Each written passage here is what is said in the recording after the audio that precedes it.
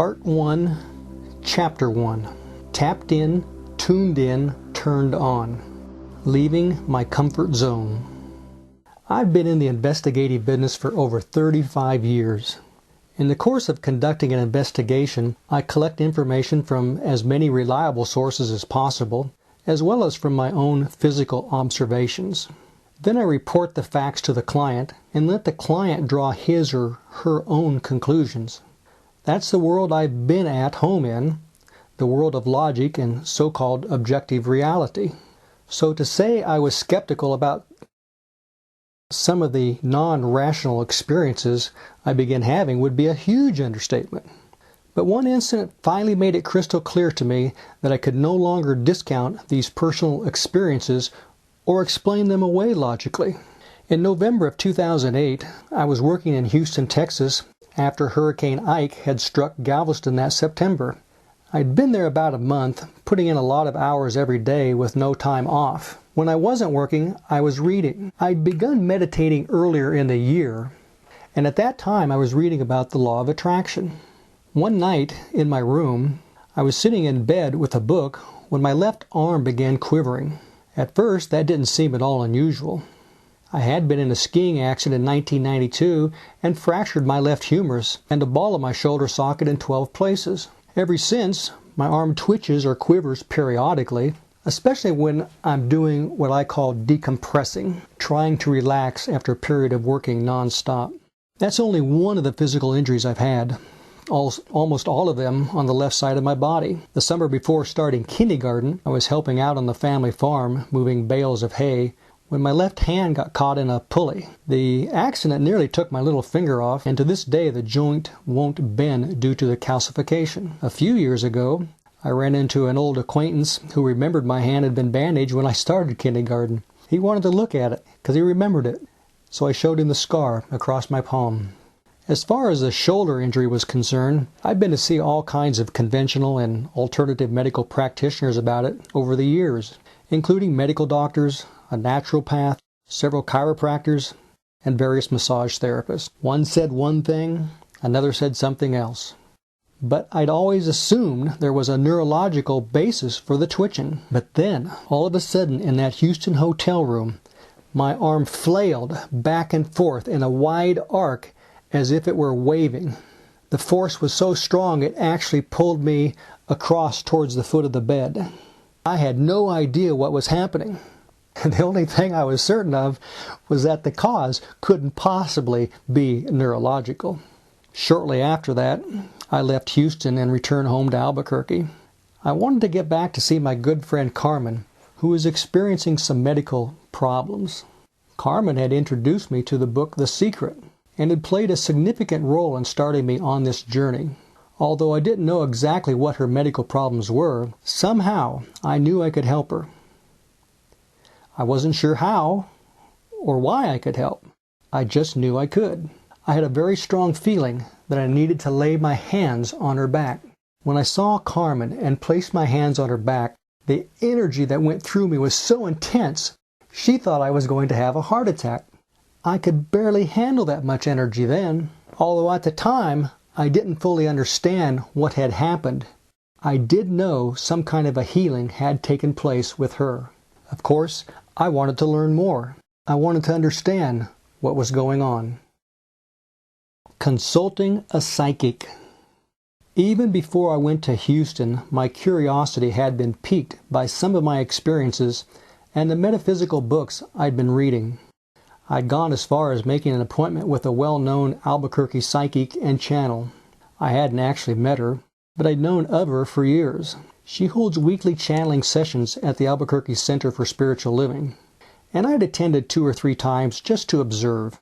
During the sessions, she channels her spirit guide Orion, and then invites people to ask her questions. I had never participated or even spoken to her. After the sessions, while everyone else was lining up to talk to her or give her a hug, I was heading out another door. But I'd look over at her, and we'd exchange glances and nod at each other. That was the extent of our interaction. It was after checking out the channeling sessions that I'd made my appointment with her, but I'd had to cancel it to go to Houston. So as soon as I returned home, I scheduled another appointment. My first meeting with her was as confusing and disconcerting as it was revealing. She seemed to assume that I knew a lot more than I did at the time. Right from the beginning, I've been playing catch-up in the metaphysical realm. First having experiences I can't explain, which is still going on, and then doing the research to try to figure out what they mean. She let Orion talk to me for about 30 minutes. Orion, a collective consciousness that vibrates at a higher level than we humans do, kept addressing me as John. We're so happy to be able to reconnect with you, John. I'm not entirely clear about this, but Orion suggested I may have a connection with John the Baptist. Orion also told me a great deal about my personal history and relationships, including several past lives, and confirmed that my friend Carmen and I have known each other over multiple lifetimes, which explains the close bond we have. What I really wanted to find out about was what was going on with my arm. Was there some kind of healing energy in it, as I suspected? Orion said yes, but his answer went far beyond that. Orion told me I would be performing miracles in 3 months. Miracles? Me? That was just too far-fetched. I couldn't buy that. Orion said that at first I wouldn't believe the things that would happen. That was been certainly true. I'd be astounded, and that part was certainly turned out to be true. I have definitely been astounded, more and more so every day. Learning to channel and meeting my guides. In spite of my strong skepticism, less than a month later, I started taking the first of a series of 3 channeling classes. In the first class, C1, you go into a light trance, a channeled state, to find out who your 3 main guides are, and you learn how to connect with them. You get out of your head, out of your ego, and drop into your heart. Tapped in, tuned in, and turned on is what Abraham and I call them. But I already knew who one of my guides was. During my first meeting with the psychic, when she told me I would be an excellent candidate for channeling, I blurted out, "Who's Raphael?" That name had been coming up in my mind for a long time. There's a little town south of Grants, New Mexico, called San Rafael, and every time I've driven past it, I've always noticed how good I feel. San Rafael is also the name of a street that goes up to my house. I'd always felt Raphael was with me, but I thought he was simply a guardian angel or something like that. It wasn't until the C1 class that I learned he is actually an archangel. At the time your guides make themselves known to you, each one presents you with a gift. Raphael gave me something I already had, which was a red wooden heart with a candle in it that I bought at an Asian art store. I was shopping with Carmen when I first saw it, and she remarked on how much energy it had. I didn't feel the energy at the time, but I liked it. So the next day, I went back and got it. That's the gift Raphael presented to me. Jesus is another of my guides. I've always known he's been with me too. He gave me an open Bible, which he pressed into my heart chakra. Then Athena came in, and that really confused me. Who was Athena? The mythical Greek goddess? I had no idea, but she gave me a color, violet, which is the highest vibrational color the human eye can see. I took the C1 class solely connect with my guides. I had no other expectations and no intention of taking any more classes. But a month later, there I was at the C2 class, which is kind of a refresher of what was learned in C1. Then I went on to take C3. I actually found the C3 class kind of embarrassing. For one thing, I was the only guy in it. For another, many of the people in the class had been involved in this kind of woo-woo stuff, as I called it, for years, and knew a lot more than I did. I was still playing catch-up, listening to what everyone said, taking lots of notes, and then doing my own research, and listening to my own intuition. I had always been leery of psychics and their purported abilities. If you're raised as a Christian, as I was, you're likely to be warned to stay away from that kind of thing. And with good reason, if you don't know how to protect yourself. There's no guarantee every psychic is channeling positive energies. So I've relied on my training and experience as an investigator for me to help sort things out. In C3, you learn how to channel for other people. You have 3 20-minute sessions a week with different people, and then you come back to class and discuss them. The sister of someone in my C3 class had cancer for quite a few years and was dying. The woman in my class asked the rest of us in the group whether or not her sister could be healed. I was so shocked at the answer I got from Raphael, a definite no, that I waited until after the class to talk with her privately. I told her Raphael had been extremely clear. He said her sister had had many extensions of life, but now her soul was resisting and didn't want any more. Her soul wanted to return, to go back. I think I was the first person to say that to her directly, but other people later confirmed the message I'd gotten from Raphael. The woman's sister died a few months later. By then, word started getting out that I had some kind of healing ability. So I found myself doing a lot of free 20-minute healing sessions for other people. I knew some healing was taking place, just as it had with Carmen that first time. But right from the beginning, I was aware it wasn't me, Wayne, who was doing the healing. I'm a channel, or a vessel for the pure, positive, and loving healing energies that come through me. In order to work with these energies, I have to prepare myself and call in the guides and the angels. I don't and can't do it by myself. Releasing entities. At the end of each channeling class, before we leave to go home, everyone stands up and holds hands in a circle while the teacher asks for protection and cleansing.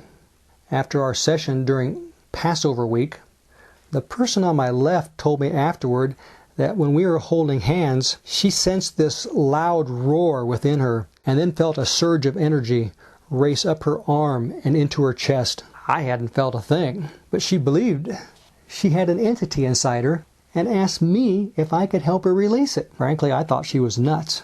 I really didn't think I could do anything. It wasn't that I didn't believe in the existence of such entities. I never doubted they were real. But the idea that I could remove them had never crossed my mind. But I wanted to help her if I could, so I made an appointment with her. Before our scheduled appointment, I had a channeling session with another woman, Maria, whose story is detailed in my previous book, Are You Possessed? Maria grew up impoverished and suffered physical and emotional abuse. She had been struggling for years to find and maintain a connection with the divine, only to repeatedly fall back into a state of despair. During my session with her, it became abundantly clear to me that removing or releasing these entities was exactly the form of healing my guides were training me to do.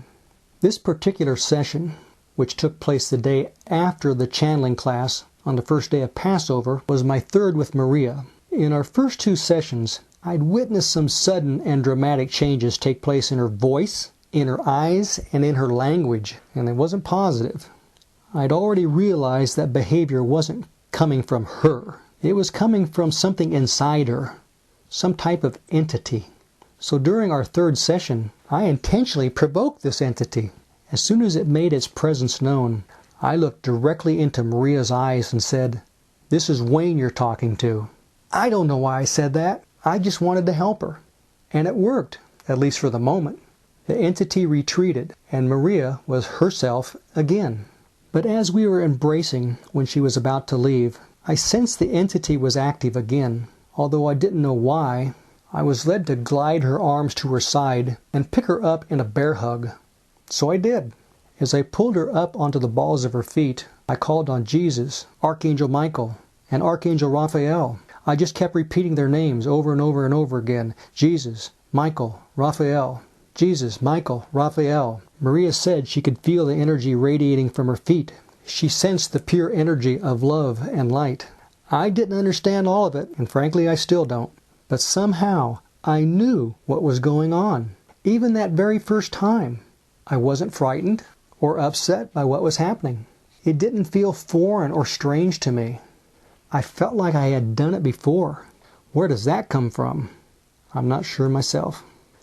Maria left the session floating on a cloud, but I soon realized the entity was loose in my house. attempting to get to me through my auric shield. Since that experience, I have learned how extremely important it is to maintain a strong auric shield.